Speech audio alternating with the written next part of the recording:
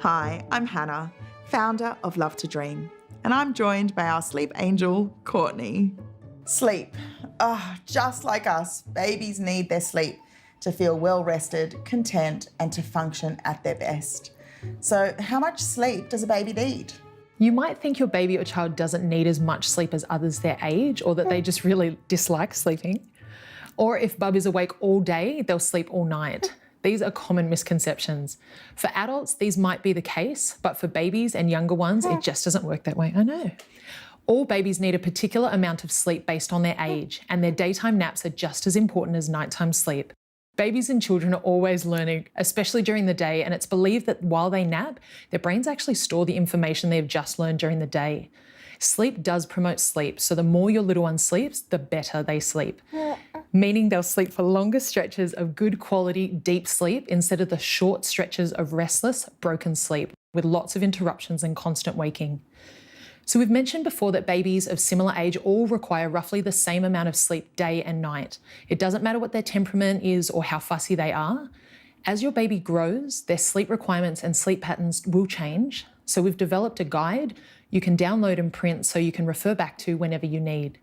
It shows you overall sleep requirements by age in a 24-hour period, including how many day naps, for how long, and the number of hours sleep at night you should aim for. The amount of day sleep slowly lessens as they get older, but the amount of night sleep stays the same. Sleep science comes into play too. Sleep cycles are made up of light sleep and deep sleep. So if your baby is only having a short cat nap, say 15 or 20 minutes long, or only completing one 30 to 50-minute sleep cycle at nap time, they won't be getting enough quality sleep and their entire sleep foundation is affected. This can lead to catnapping, trouble getting to sleep at night, restless night sleeping, and waking up way too early in the mornings. You'll probably have an exhausted, unhappy, irritable baby on your hands, and you won't feel too dissimilar. Print out the guide or download it on your phone so you can refer to it whenever you need to. So by now, if you've been following our previous episodes, you've got your baby's day and night worked out, you're following the sleep feed uptime cycle as best you can, and you know how much sleep your baby needs in a 24-hour period. The next question is, how do you know exactly when to put your baby down to sleep? It's all about learning to read their tired signs, which is our third foundation for healthy sleep. Towards the end of your baby's uptime, which starts from when they wake up, so that includes their feed as well, your baby will begin to show you their tired signs or cues. It's these signs that signal they're ready to sleep, so it's really important you learn to recognize them. From the day your bub arrives, while you're getting to know them, take some time to learn how their behavior changes when they become tired. For newborns, these tired signs include jerking arms and legs, frowning, getting a little pink around the eyebrows, staring off to space, yawning, and arching their back.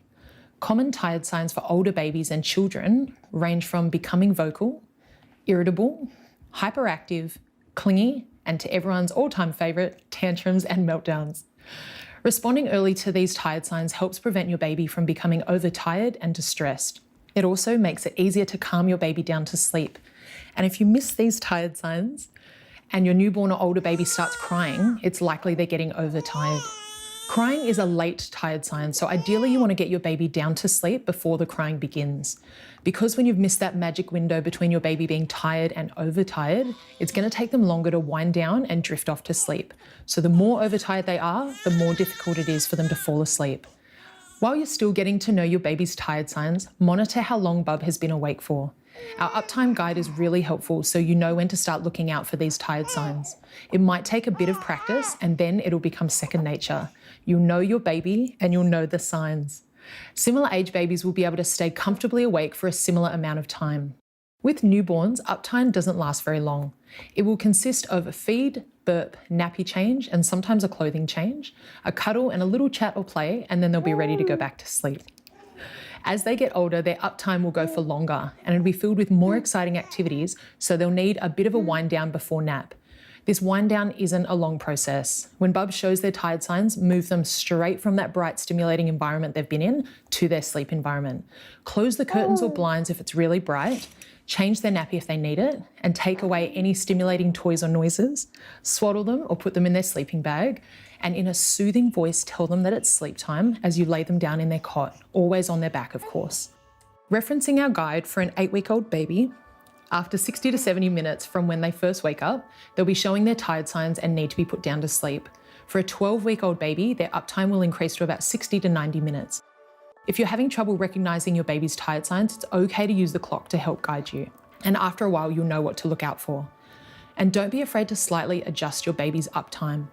If they've had a rough night for whatever reason, the next day you just need to reduce the length of their uptime and put them down to sleep earlier. Always be guided by your little one. Their tired signs never lie. Don't forget to look for the lesson summary below this video. There are extra information links, and you can download printable guides like our uptime guide to refer back to when you need them.